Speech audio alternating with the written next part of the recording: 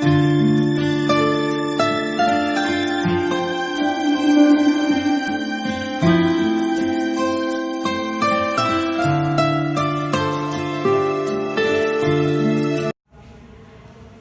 तो विद्यार्थी मित्रों, आज हम कक्षा 7 विषय हिंदी इकाई 8 दोहा अष्टक हिंदी साहित्य की निधि दोहा है। दोहा को एक छंद भी कहते हैं। दोहा से संसार के लोगों की अच्छी बात कवियों ने दोहों में या छंद से प्रकाशित की है। इसमें कवि तुलसी और रहीम, ये तीन कवियों का नाम इस दोहों में उल्लेख है। पहला है कबीर का, तो मैं कबीर के दोहे को गाता हूँ। देखिए, बड़ा हुआ तो क्या हुआ, जैसे पेड़ खजूर, पंक्ति को छाया नहीं, फल लगे अति दूर कबीरा, फल लगे अति दूर। साधु ऐसा चाहिए, जैसा सुबह सुबह,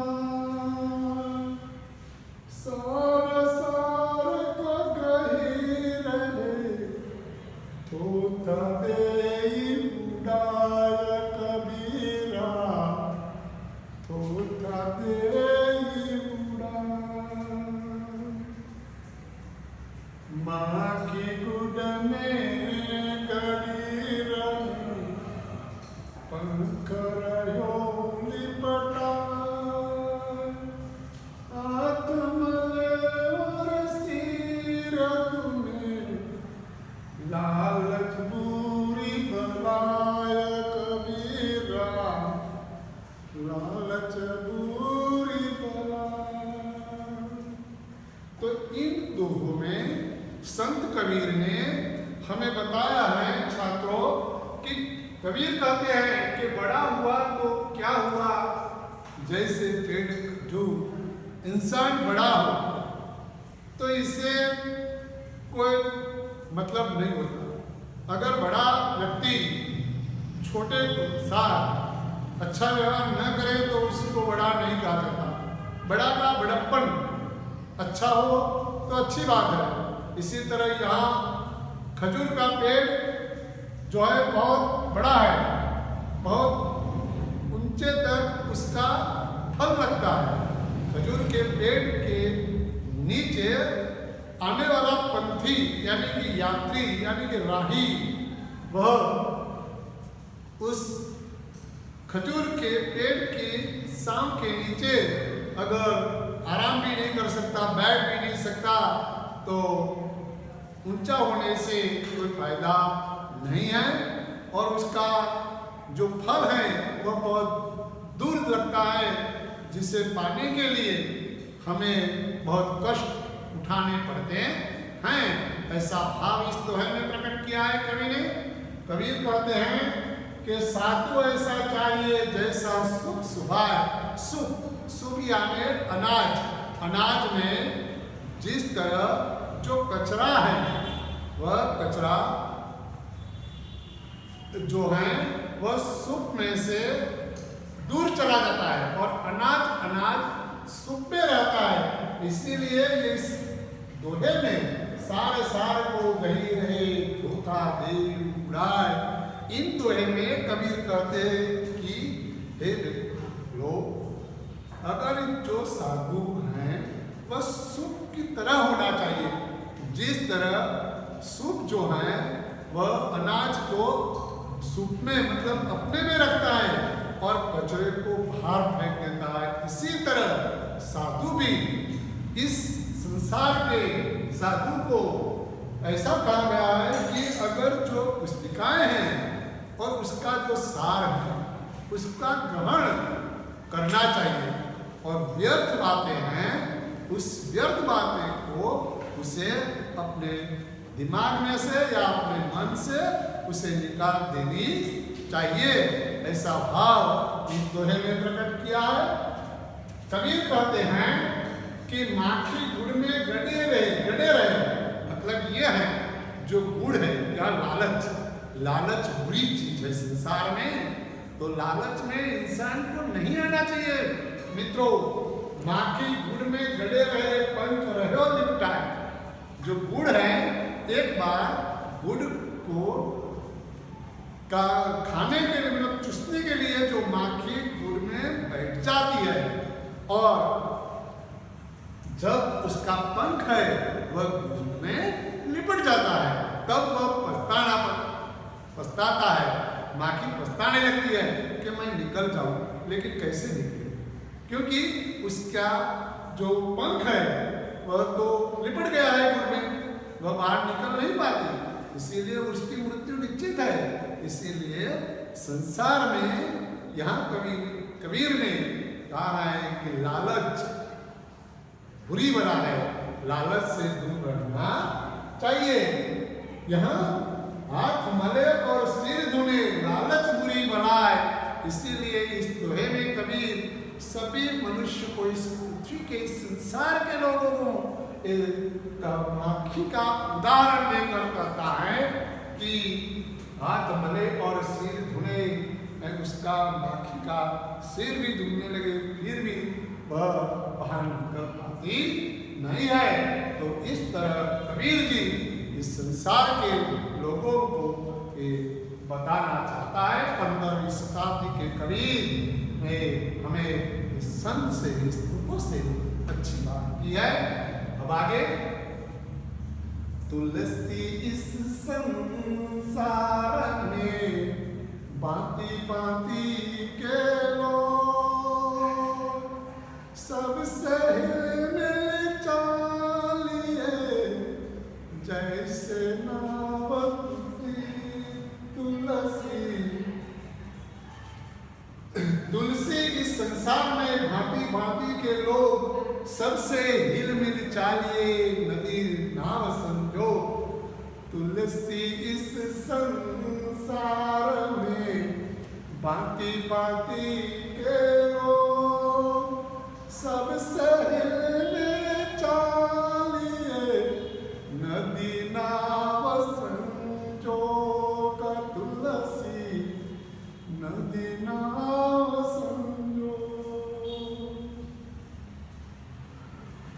तुलसी हाय गरीब की कब न खाली जान, मुए ढोर के चाम से लोहे भस्म जाय। तुलसी लोहे भस्म जाय। तुलसी राम भक्त थे। संसार का भला करने के लिए तुलसीदास जी ने भी अपने दोहे में सभी मनुष्य को बताया है कि तुलसी संसार में भांति भांति मतलब तरह तरह के लोग, अलग अलग स्वभाव के लोग हैं, अलग अलग अपने मन से, अपने मस्तिष्क के भिन्न भिन्न विचारों के और भिन्न भिन्न सोच वाले मनुष्य के साथ अगर रहना है तो तुलसी कहता है कि तुलसी संसार में भांति भांति मतलब तरह तरह के लोग हैं, उसके साथ हमें रहना है तो हिल मिल झुल कर रहना चाहिए। कबीर जिस तरह इस संसार के लोगों को दोहे के द्वारा शिक्षा प्रदान की है, इसी तरह तुलसीदास जी भी कहते हैं, तुलसी कहते हैं कि सबसे हिल मिल चालिए, सबके साथ हमें साथ बनाकर चलना है, सबको हमारे साथ चलाना है, हमें भी उसके साथ चलना है। जैसे नदी नाव संजोग। शायद मित्रों तुमने नदी के पानी का जो जल है, समुद्र का पानी का जो जल है, और जल पर जब नाव चलती है तो पानी और नाव दोनों एक जैसा लगते हैं। इसी तरह तुलसी कहते हैं कि संसार में सभी मनुष्य को तुलसी की तरह हमें चलना चाहिए। ऐसी बात की है, ये बात याद रहे। हम तुम्हें कहना चाहेंगे कि तुलसी हाय गरीब की कबहू न खाली जाए, मुए ठोर के चाम से लोहा भस्म हो जाए। तो इन पंक्तियों में तुलसी कहते हैं कि मुए ढोर के बने हुई जो धोकनी है, मुए ढोर के चमड़े से धोकनी बनती है और उसको जलाने से जो लोहा है वो भस्म हो जाता है। तो ये गरीब लोग जो है संसार के वो तो जीवित हैं। इसीलिए इस पंक्ति में तुलसी ने कहा है कि गरीब की जो हाय है वह कभी खाली नहीं जाती। तुलसी हाय गरीब की, हाय गरीब की बद्दुआ। एक बार अगर गरीब की बद्दुआ लग जाए तो उसको हटाने के लिए पूर्व जन्म लेना पड़ता है। इसीलिए सभी इस संसार के मनुष्य को याद रखना चाहिए कि जिस तरह मुए ढोर के चामड़े से जो धमनी बनती है तो लोहे को भस्म कर देती है, उसी तरह ये गरीब की हाय, गरीब लोग तो जीवित है तो उसकी बद्दुआ हमें और जला कर राख कर देती है। तीसरा है रहीमनता का प्रेम का मत तोड़ो चटका, टूटे से फिर ना जुड़े, जुड़े डांट पर जाए रहीमन, जुड़े गांठ पर जाए। तरुवर पलक नहीं खाता है, सरवर पिए न पानी, कहीं रहीम पर काजही, संपत्ति संचही सुजान रहीमन, संपत्ति संचही सुजान। रहीमन देखी पटेल को लघु नदी जिए नारी, जहाँ कामना में सुई, कहाँ करे तरवारी रहीमन, कहाँ करे तरवारी। तो इन पंक्तियों में रहीम जी इस दुहे में कहते हैं कि प्रेम के धागे की बात की है रहीम ने। अगर जो प्रेम से संसार के लोगों को रहना है तो अच्छे ढंग से रहे। अगर एक दूसरे में प्रेम का जो धागा है वह टूट जाता है तो दोनों इंसानों में कभी मिठास रहती नहीं है और प्रेम पहले की तरह का रहता नहीं है। जिस तरह धागा एक बार टूट जाता है तो वह दोबारा वह जुड़ता नहीं है। अगर वह धागे को जुड़े तो यह धागे में गांठ पड़ जाती है। इसी तरह इस पंक्तियों के द्वारा रहीम कहते हैं कि संसार के लोगों को प्रेम से लोगों के साथ रहना है, प्रेम से ही हित होता है। इसीलिए रहीमन धागा प्रेम का मत तोड़ो चटकाए, प्रेम के धागे को तोड़ना चाहिए नहीं। और जब फिर से जुड़ना है तो ये धागा गांठ बन जाती है। और अंतिम जो है तरुवर फल नहीं खात है, सरवर पिए न पानी, कहीं रही पर काज ही संपत्ति सुजानी। तो इन पंक्तियों में कवि कहता है कि तरुवर फल नहीं खा, तरु यानी वृक्ष, पेड़ खुद अपना फल नहीं खाता। इसी तरह यह सरवर पिए न पानी, सरवर यानी सरोवर, नदी, तालाब, वह खुद जल नहीं पीता। इसी तरह इस संसार में सज्जन इंसान, सज्जन व्यक्ति वह दूसरों के हित के लिए पर कार्य, दूसरों के हित के लिए, दूसरों के लिए वह संचयी यानी सिंचन करता है संपत्ति। सज्जन व्यक्ति संपत्ति दूसरों के लिए, दूसरों की भलाई के लिए वह संपत्ति इकट्ठी करता है यानी सिंचन करता है। जब उसकी मदद करने के लिए वक्त आए तो उसकी मदद करता है। इस तरह अंतिम दोहा जो है रहीम का कि रहीमन देखे बड़े को लघु नदी दिए डारी, जहां काम आवे सुई कहां करे तरवारी। तो इन पंक्ति में रहीम कहता है कि रहीमन देखे बड़े को, इन पंक्तियों में रहीम कहता है कि ये बड़ा है ये छोटा है। बड़ा इंसान जो है वह अपने काम में काम कर रखता है, छोटा है तो वह छोटा है की तरह काम करता है।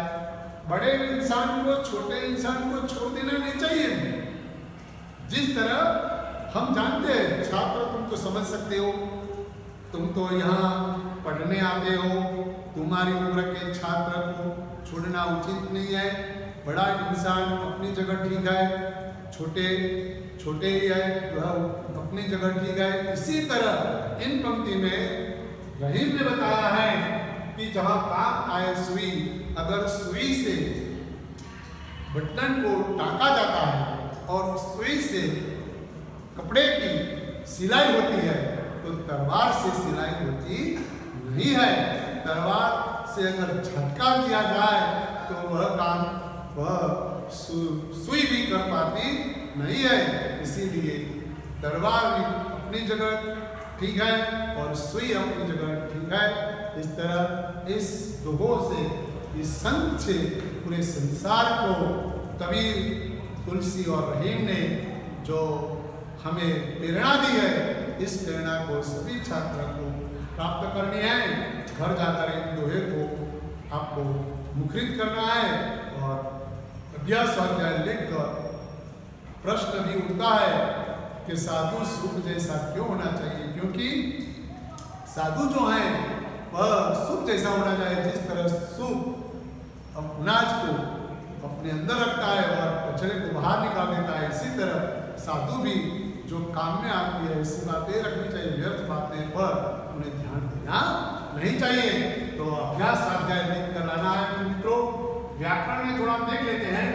प्रश्न के उत्तर स्वाध्याय और अभ्यास से लिख कर लाना है और कसौटी दो भी लिखनी है तुम्हें। नीचे दिए गए वाक्यों में रेखांकित शब्दों को प्रश्नवाचक और संबंधवाचक, प्रश्नवाचक और संबंधवाचक सर्वनाम में वर्गीकृत करना है। वह कौन आ रहा है, कौन, तो ये कौन एक प्रश्नवाचक है। क्या है? प्रश्नवाचक। इसी तरह दूसरा, जैसी करनी वैसी वर्णी, जैसी करनी वैसी वर्णी, ये दोनों जो है वह संबंधवाचक सर्वनाम है। संबंधवाचक सर्वनाम, प्रश्नवाचक सर्वनाम, संबंधवाचक सर्वनाम। हे मित्रों, तुम समझ सकोगे कि प्रश्न का जो चिन्ह है, संकेत है, इसी तरह प्रश्नवाचक को पता चल ही जाएगा। जो चलता रहेगा वह मंजिल तक पहुंचेगा। जो चलता रहेगा वह, जो वह संबंध, वह संबंधवाचक सर्वनाम है। इसी तरह आज का इनाम किससे मिलेगा, किससे? ये प्रश्नवाचक है। क्या है? प्रश्नवाचक सर्वनाम है मित्रों। तो सभी छात्रों को व्याकरण मैं पाठ के साथ साथ लेता रहा हूँ, तो सभी छात्र इस प्रश्न के उत्तर भी लिखें और व्याकरण भी लिखें। अब हिंदी का अभ्यास दीपावली तक का पूर्ण होता है।